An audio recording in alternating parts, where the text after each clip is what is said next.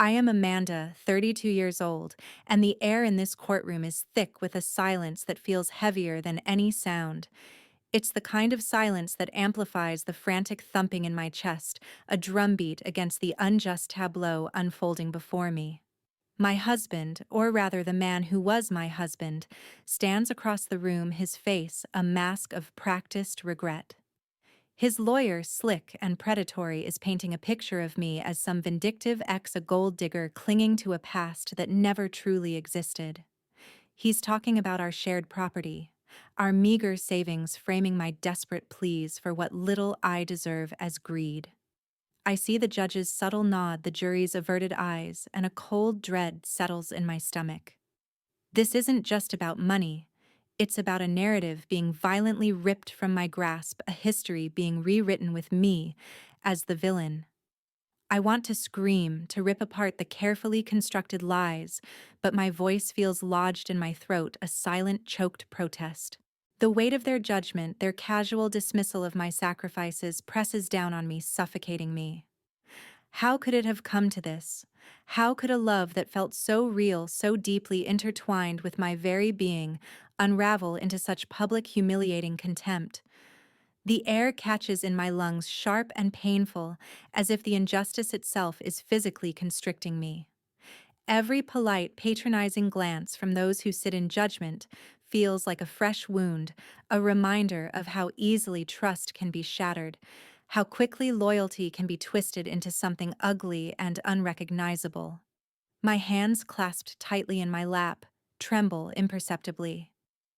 I can feel the tremor vibrating through my whole body, a quiet internal earthquake against the public facade of composure. This isn't just about a divorce. It's about the erasure of my truth, the deliberate invalidation of years of my life, my efforts, my unwavering belief. And the most shocking part, he just sits there watching, allowing it to happen, a silent accomplice to the demolition of everything we built. My life before him was a quiet testament to hard work and small victories. I grew up in a town where the biggest dreams revolved around getting a stable job at the local factory and maybe a little house with a patch of green. My parents, practical and loving, taught me the value of a dollar and the importance of self-reliance. They worked tirelessly, my father a mechanic, my mother a seamstress, making sure we always had enough, never more, but never less. Our vacations were modest, often just a trip to a nearby lake packing sandwiches and sun-baked fruit. Christmas gifts were chosen with care, reflecting thoughtfulness rather than extravagance. I learned early on that true happiness wasn't something you bought, but something you found in shared moments in quiet contentment. After graduating from the state university with a degree in accounting, I landed a job at a local firm. It wasn't glamorous, but it was steady, and it paid enough to cover my modest rent and student loans with a little left over to save. I was good at my job, meticulous and organized, and I found a quiet satisfaction in bringing order to numbers and helping people navigate the complexities of their finances. My colleagues respected my work ethic, and I enjoyed the predictable rhythm of my days. It was a life I had built for myself piece by piece, a comfortable existence earned through dedication and effort. I didn't chase grand ambitions. I found fulfillment in stability, in the quiet dignity of independence. I remember evenings spent curled up with a good book, the quiet hum of my small apartment, a comforting soundtrack. I cherished my friendships, the easy laughter over cheap wine and takeout. Life felt manageable, predictable, and in its own way, deeply satisfying. I believed in the power of a solid foundation built not on fleeting fantasies, but on tangible effort and unwavering integrity. I didn't know then how fragile such a foundation could be when faced with the swirling currents of ambition and deceit. Then I met Mark. He walked into my life like a whirlwind, all charm and grand pronouncements. He was a struggling artist overflowing with talent and ideas, but lacking the practical skills to make them a reality. He talked about his dreams with a fire in his eyes that ignited something in me I hadn't known was dormant. He wanted to paint, to sculpt, to create works that would touch souls, to leave a mark on the world. I, with my practical mind and steady income, saw a way to help him to be the silent partner in his artistic journey. I believed in him truly. I believed in the beauty of his vision. My friends, ever pragmatic, had raised their eyebrows. An artist, Amanda, don't you think you're being a little impractical? But I was smitten not just by his charisma, but by the raw, undeniable passion that consumed him. I started small, offering to manage his finances, creating budgets that he'd inevitably ignore. I paid for his art supplies for the studio space he so desperately needed. My carefully built savings began to dwindle, but I told myself it was an investment in his future, in our future. We talked for hours about his art, about the galleries he dreamed of exhibiting in, about the legacy he wanted to leave. I was his sounding board, his cheerleader, his quiet benefactor. I often worked extra hours taking on freelance accounting gigs to make up for the money I was pouring into his artistic endeavors. I justified it to myself, to my parents, who occasionally expressed concern about my dwindling savings by saying that supporting art was important, that his talent deserved to be nurtured. He would sometimes talk about us, about how we were a team, how he couldn't do any of this without me. His words were like a balm soothing any nascent doubts. He'd hold my hand, look at me with those intense eyes, and say, "You're my muse, Amanda, my rock." And I believed him. I wanted to believe him. I sacrificed evenings, weekends, even my own small desires for his grander ones. My old life, with its quiet routines and personal pursuits, slowly receded into the background, replaced by a life consumed by Mark's ambitions. My exhaustion grew a dull ache behind my eyes, but I pushed through it, fueled by the conviction that I was doing something meaningful, something that truly mattered. I was building his dreams, and, in doing so, I felt like I was building my own.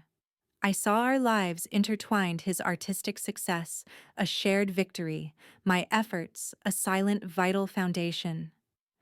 I didn't realize that in pouring myself into his dreams, I was slowly, imperceptibly erasing myself.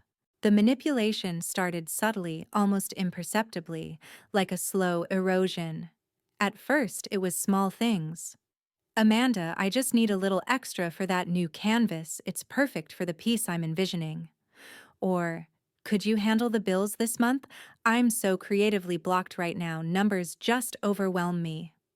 I always said yes, of course. I loved him. I wanted to support his passion. My own needs, my own desires seemed small and insignificant compared to the vast landscape of his artistic ambition. Then the demands grew. He needed a larger studio, a more prominent location. He needed to attend exclusive art events, which meant expensive travel and even more expensive clothes. My savings, once a source of comfort, became a revolving door for Mark's aspirations.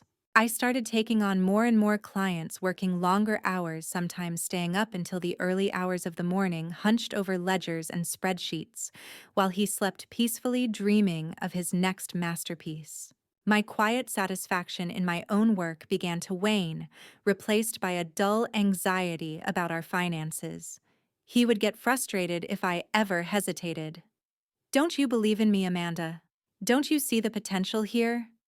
And I would capitulate, my love for him, my desperate hope for his success overshadowing my growing unease.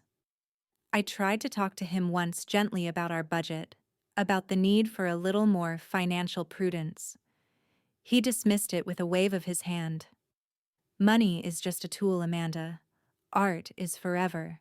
You're too focused on the practicalities." He made me feel small, petty for daring to consider the mundane realities of rent and groceries when he was reaching for the stars. I began to feel suffocated, trapped in a cycle of endless giving. My identity, once so clearly defined by my work and my independent spirit, became increasingly intertwined with his. I was Mark's girlfriend, Mark's financial wizard. My own accomplishments, my steady career seemed to fade into insignificance beside his flamboyant artistic persona. The quiet dignity I had always valued felt chipped away, replaced by a nagging sense of inadequacy. Yet I clung to the idea of us, to the promise of his success, believing that once he made it, everything would be different. We would finally have financial stability, and I could reclaim some of my own life. I endured out of love, out of a misguided sense of loyalty, and out of a deeply ingrained belief that my sacrifice was somehow contributing to a greater good. I told myself that love meant unwavering support, even when that support felt like a constant drain. The fear of losing him, of seeing his dreams wither, was a powerful motivator stronger than my growing exhaustion and the quiet voice of my own self-preservation. I ignored the subtle shifts in his demeanor, the way his gratitude seemed to diminish with each new financial contribution replaced by an expectation, a sense of entitlement. I was a well he was constantly drawing from, and I was beginning to run dry. Everything fell apart on the opening night of his first major gallery show. The air thrummed with excitement, the space filled with art critics, collectors, and the city's elite. Mark, resplendent in a tailored suit I had paid for, was the undisputed star. His paintings, vibrant and audacious, hung on the walls, each one a testament to his undeniable talent and to my silent, invisible labor. I stood in a corner watching him bask in the adulation, a proud, exhausted spectator. I had spent weeks preparing for this, managing every last detail of the logistics, ensuring the catering was perfect, the lighting just right, the guest list meticulously curated. I had even sold some of my carefully accumulated stock investments to fund the final push, convincing myself it was the ultimate act of faith. Then I saw her, Isabella. She was everything I wasn't, glittering with diamonds draped in designer clothes, her laughter echoing a careless wealth that bespoke generations of privilege. She was talking to Mark, her hand resting lightly on his arm, her eyes fixed on him with an intensity that made my stomach clench. He was smiling at her, a smile I hadn't seen directed at me in months. It was a dazzling, practiced smile, full of a charming deference he usually reserved for influential gallery owners. A chill seeped into my bones, colder than any Chicago winter. I walked towards them, my steps feeling heavy and disconnected from my body. As I approached, I heard her clear, melodious voice. "Your work is simply stunning, Mark. My father would be thrilled to add one of your pieces to his collection. We have an empty wall in our Hamptons estate that's just begging for something as profound as your Shattered Dreams series." Shattered Dreams. The irony was a bitter taste in my mouth. My dreams, the ones I'd quietly nurtured, were shattering right before my eyes. Mark turned, saw me, and for a fleeting moment a flicker of something guilt crossed his face before he plastered on a polite, detached smile. "Amanda, this is Isabella Dubois. Isabella, this is Amanda Hayes, my accountant." Accountant. Not partner. Not muse. Not the woman who had poured every ounce of her being, every penny of her savings into making this night possible. Just his accountant. The label hit me like a physical blow, stripping away every shred of dignity, every illusion I had clung to. Isabella barely registered my presence, her gaze already back on Mark, her hand still on his arm. "So delighted to meet the creative mind behind the numbers, darling." She cooed, her eyes gleaming with a dismissive amusement. I felt a profound, total disorientation. The room began to spin, the vibrant colors of Mark's paintings blurring into an indistinct smear. My ears buzzed, drowning out the celebratory chatter. It was as if I had suddenly become untethered from reality, floating in a void of betrayal. The realization hit me with the force of a tidal wave. He had found a new patron, a wealthier one, someone who could offer him a lifestyle I could never provide. My utility had expired. My sacrifices, my love, my very existence in his life had been reduced to a mere financial transaction, easily replaced by a larger, more lucrative one. Accountant. I repeated the word a whisper that felt like a scream inside my head. My voice was unfamiliar, thin and reedy. Is that all I am to you, Mark? He finally looked at me, truly looked at me, and in his eyes I saw not regret, but a cold, calculating assessment. Amanda, please not here. We can discuss this later. There's nothing to discuss, I said, my voice gaining a desperate strength. Isabella, perhaps you should know the creative mind behind the numbers. As you so charmingly put it, is also the one who funded every single one of these masterpieces. Every canvas, every brushstroke, every exorbitant gallery fee, every penny, Isabella, from my life's savings. My voice cracked on the last word, but I didn't care. The truth, raw and ugly, was finally out. Isabella's perfectly sculpted brows rose in surprise, a brief flicker of discomfort crossing her face before she regained her composure. Mark's face flushed a deep, angry red. Amanda, you're being hysterical. Hysterical. The classic dismissal. My emotional collapse was total, absolute. The betrayal wasn't just in his actions, but in his callous disregard for my dignity, his willingness to cast me aside like a discarded tool. The pride I had felt for his success curdled into a bitter resentment. I looked at him, truly saw him for the first time, not as the talented artist I adored, but as a hollow man devoid of integrity, a parasitic opportunist. I should have known. I thought the inner dialogue, a chilling whisper in my mind. I saw the signs, the endless taking, the casual disregard for my own needs. I just chose to be blind. The lights of the gallery, once so inviting, now felt harsh, exposing. The art on the walls, once beautiful, now seemed like a mocking monument to my foolish devotion. I felt utterly alone, adrift in a sea of strangers, exposed and humiliated. My world, once carefully constructed, had imploded, leaving behind only the wreckage of a shattered heart and a profound, chilling sense of disillusionment. I wanted to disappear, to vanish from that glittering, suffocating space, to erase every memory of the man who had so effortlessly dismantled my entire sense of self. Days later, I was a ghost in my own life. The apartment, once filled with Mark's artistic clutter and my quiet support, now echoed with a crushing emptiness. I couldn't eat, couldn't sleep. The taste of betrayal was a constant presence in my mouth, a metallic tang that clung to every thought. My phone buzzed incessantly with calls and texts from him, from his agent, from people who had been at the gallery, some offering sympathy, others curious. Most, I imagined, just wanting to confirm the scandalous rumors. I ignored them all, retreating into a cocoon of grief and disbelief. I replayed the scene in my mind, endlessly picking apart every word, every glance, searching for a sign. I had missed a clue that would have prepared me for this brutal abandonment. But there was nothing, only the haunting echoes of his charm, his promises, his whispered declarations of love, all now revealed as hollow lies. One afternoon, a knock on the door jolted me from my stupor. It was Rebecca, my best friend from college. She pushed past me, her eyes filled with concern, and took in the unkempt apartment, the untouched food, my haggard appearance. She didn't say anything, not at first. She just pulled me into a fierce, comforting hug, and in her embrace, the dam broke.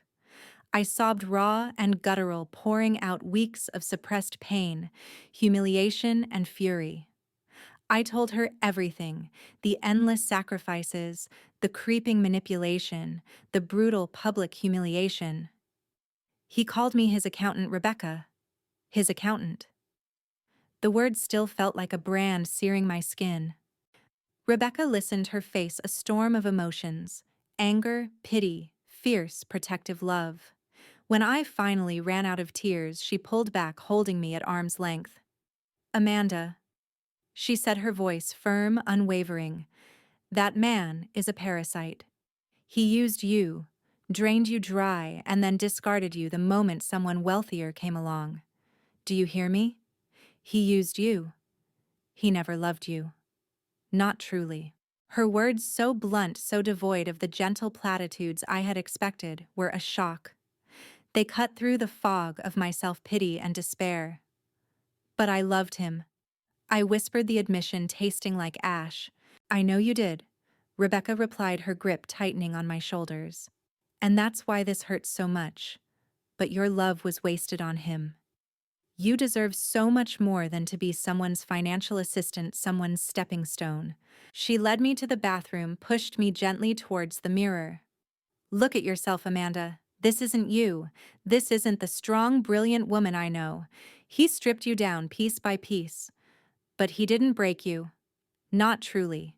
He just showed you who he really is, and in doing so, he showed you how much you're worth. You're not his accountant. You're an incredible, talented woman who deserves to be loved for who she is, not what she can provide.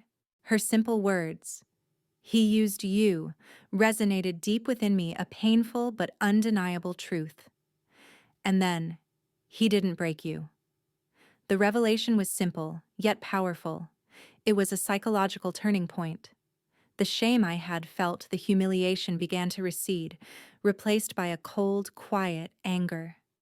It wasn't about him anymore. It was about me. It was about reclaiming the woman he had tried to erase. Rebecca made me a cup of strong tea, forced a piece of toast into my hand, and then started gathering up the scattered remnants of Mark's presence in the apartment. His art books, his half-finished sketches, the small sentimental gifts he had given me that now felt like cruel jokes. "We're cleaning house," she declared, her voice firm, literally and figuratively. Her unwavering presence, her simple, unvarnished honesty was the lifeline I desperately needed. In that moment, watching her gather his things, I knew I wasn't alone.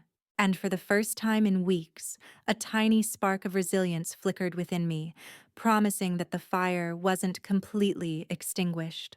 The first step was the hardest, like cutting through tangled roots. I changed my locks both metaphorically and literally. The apartment, once a shrine to Mark's artistic aspirations, was systematically purged. His canvases, his art books, his half-finished sculptures. Everything that reminded me of the dreams I had funded and the betrayal I had endured was packed into boxes and sent to a local charity. It felt like an exorcism, a reclaiming of my space, my home, my life. I canceled the joint bank accounts, the credit cards severing every financial tie. It was a methodical process, each click of the mouse, each signature a defiant act of self-preservation. Next, I called Diane, the family lawyer Rebecca had recommended. Diane was sharp, empathetic, and utterly unromantic about the realities of divorce. "Amanda," she said, her voice calm and steady, "you have a strong case. You supported his career financially, significantly so. This wasn't just a girlfriend doing favors. This was an investment in a shared future that he walked away from."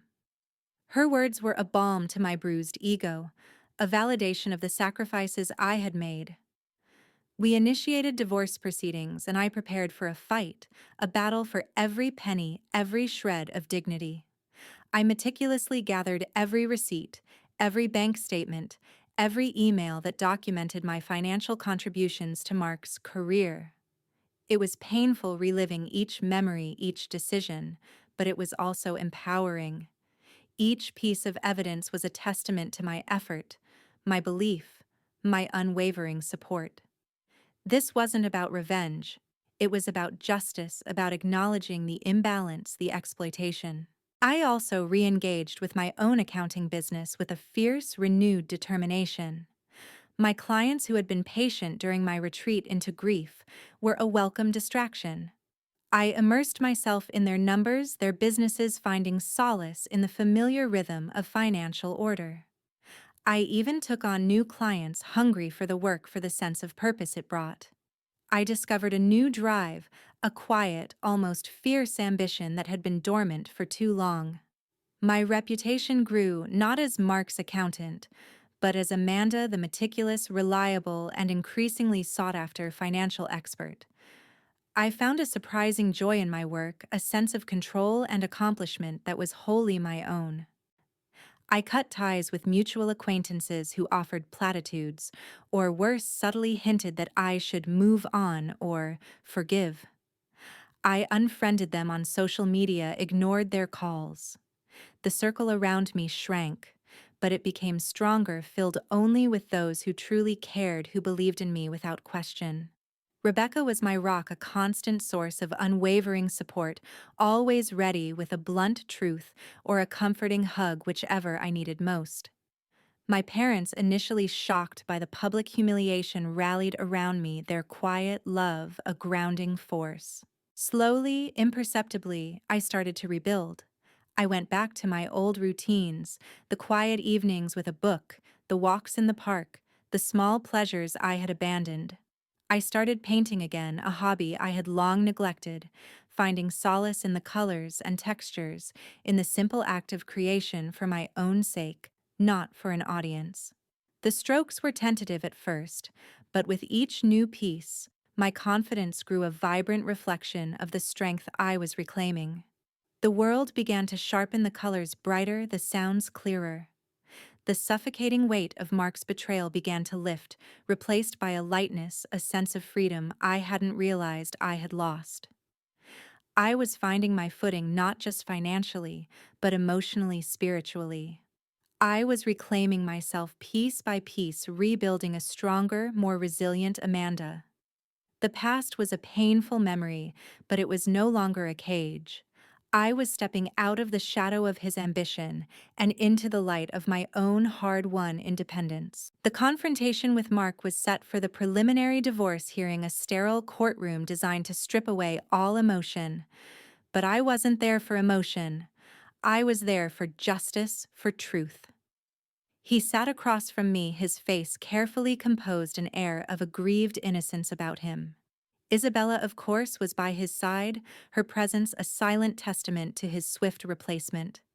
My lawyer, Diane, a formidable presence in her crisp suit, had prepared me for every possible tactic, every deflection. When it was my turn to speak, I walked to the stand, my head held high. The butterflies in my stomach were there, a familiar flutter of nerves, but beneath them was a core of icy resolve. I looked at Mark directly for the first time, without a flicker of lingering affection, only a steely clarity. "My name is Amanda Hayes." I began, my voice clear and steady, echoing through the quiet courtroom. For 5 years I was Mark's partner in life and in his art. He describes me as his accountant, a convenient title to dismiss the years of financial and emotional support I provided. I laid out the facts calmly, methodically. From 2018 to 2023, I personally contributed over $150,000 to Mr. Davies's artistic endeavors. This includes rent for his studio spaces, purchase of art supplies, travel expenses for exhibitions, marketing materials, and even the catering for his recent gallery opening, where I was introduced as his accountant. My voice didn't waver even as a ripple of murmurs spread through the small audience. Mark's face, previously so controlled, began to redden. These contributions. I continued, gesturing to the meticulously organized binders of evidence Diane had prepared, were not loans. They were investments in a shared future based on his repeated assurances of our partnership, his reliance on my financial stability, and his promises of a life together once his career took off. I paused, letting the weight of the words hang in the air. I believed those promises. I believed in his talent. I believed in him. Isabella shifted uncomfortably in her seat. Mark's jaw was clenched. His lawyer, initially dismissive, now looked genuinely uncomfortable. I worked countless extra hours, taking on additional freelance clients, sacrificing my own savings, my own peace of mind, to ensure his artistic dreams could flourish. I was not compensated for this. I did it out of love, out of loyalty, and out of a deeply misguided belief that he valued me as much as I valued him. I met Mark's gaze again. His eyes flickered, unable to hold mine. The moment a wealthier patron appeared, a woman who could offer a different level of financial backing, I was discarded. My years of sacrifice, my emotional investment were reduced to nothing more than a footnote, an inconvenient detail to be brushed aside. My voice grew stronger, imbued with the quiet power of undeniable truth. To call me an accountant is an insult not just to me, but to the very concept of partnership and mutual respect. It is a deliberate attempt to diminish my contributions and justify his abandonment. I picked up a document, a printout of an email he had sent me years ago asking for money for a new series of paintings. In this email dated March 15, 2020, Mr. Davies wrote, "You are my angel, Amanda. Without your belief, your incredible support, my art would simply not exist. We are building this together, my love." I looked at him, my gaze unwavering. Those words, Mr. Davies, were a lie, a calculated deception to secure continued financial assistance. The courtroom was silent save for the scratching of the court reporter's pen. Mark looked utterly speechless, his face pale with a mixture of shock and something akin to shame. Isabella, for the first time, looked genuinely uneasy, her eyes darting between Mark and me. I am not asking for revenge." I concluded, my voice firm and resolute, devoid of any anger or bitterness, only a cold, intelligent clarity. "I am asking for justice.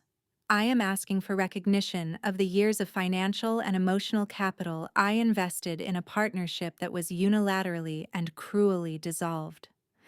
I am asking to reclaim the dignity he attempted to strip away. And I am asking for him to be held accountable for the profound personal and professional damage he has inflicted." I stepped down from the stand, leaving Mark speechless, his carefully constructed facade utterly demolished. The room felt different now, the air charged with an undeniable truth. The power had shifted. I had spoken my truth, and it resonated, leaving him exposed, his carefully cultivated image of the struggling artist shattered by the quiet, undeniable weight of facts. The world outside the courthouse felt different after that. Lighter. A burden I hadn't realized the full weight of had been lifted. The divorce was finalized quickly, and while the financial settlement was modest compared to what I had poured in, it was enough a symbolic victory, a testament to the truth having been heard. I didn't want his money, not truly. I wanted my dignity, and I had reclaimed it. I found a new apartment smaller than the one I had shared with Mark, but filled with a profound sense of peace. It was a space that was entirely mine, uncluttered by past illusions. The first thing I did was paint the walls a calming shade of blue, a color that reminded me of clear skies and fresh beginnings. I bought a comfortable armchair, a soft rug, and filled the shelves with books I loved, not art books I had bought for him. One evening, I found myself instinctively reaching for my old paintbrushes. I set up an easel in the corner of my living room, the late afternoon light spilling across the canvas. I didn't plan what I would paint. I just let the colors flow, a vibrant outpouring of newfound freedom and self-expression. The painting that emerged was a landscape not of grand mountains or crashing oceans, but of a quiet, sun-drenched field dotted with wildflowers, a path winding gently towards a distant horizon. It was simple, peaceful, and entirely my own. I started cooking again, simple, nourishing meals, savoring each bite, no longer distracted by financial anxieties or the relentless pursuit of someone else's dreams. I invited Rebecca over for dinner, and we laughed until our sides ached, reminiscing about college days, planning future adventures that were solely ours. My parents visited, their faces filled with relief and pride. They didn't say much, but their quiet presence was a comfort, a silent acknowledgement of the strength I had found. I also devoted more time to my graphic design firm, now rebranded as Hayes Design Collective. It was no longer just a source of income. It was a creative outlet, a platform for projects I genuinely cared about. I carefully chose clients who valued integrity and collaboration, creating a work environment that was built on respect and shared purpose. My firm quickly gained traction, and the success felt different this time, authentic, unburdened by external expectations. I even established a scholarship program for young designers from underprivileged backgrounds, a quiet act of paying it forward, investing in dreams that were truly their own. Dating was a distant thought for a long time, but eventually I met Ethan. He was a writer, quiet and thoughtful, with a gentle humor that made me smile. He was fascinated by my work but never threatened by my success. He listened intently when I spoke, truly listened, and he was proud of my accomplishments, celebrating them as if they were his own. There were no games, no hidden agendas, just a genuine connection built on mutual respect and shared values. One evening, as we sat on my balcony watching the city lights shimmer, he said, "You know, you've really built something remarkable, Amanda. Not just your business, but your life." I smiled, leaning my head against his shoulder. "It wasn't easy," I admitted. "There were times I thought I'd lost everything, lost myself. But you found your way back," he said gently, tracing patterns on my arm. "And you did it with grace, with strength, and with a quiet dignity that's truly inspiring." I thought about Mark, about the Blackwells, about the painful lessons that had led me to this place. There was no bitterness anymore, no desire for revenge, only a profound sense of gratitude. Gratitude for the clarity that betrayal had brought, for the strength I hadn't known I possessed, for the freedom to build a life that was authentically mine.